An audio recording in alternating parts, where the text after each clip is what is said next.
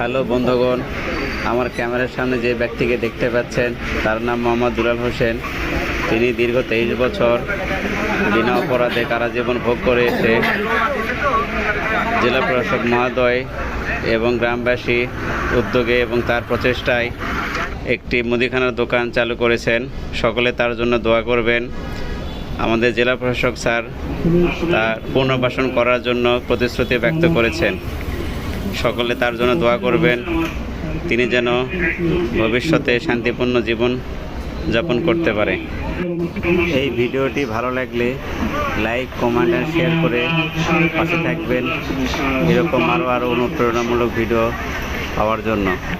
ধন্যবাদ সকল ফেসবুক ভাই ও বন্ধুদের। পালনের মাধ্যমে তাকে দেখে আমাদের আশেপাশের লোকজনরা উৎসাহিত হবে এবং জেলখানার যে বিভৎস যন্ত্রণা সেটিও তার গল্পের মাধ্যমে বিভিন্ন সময় এলাকার জানতে পারবে। তাহলে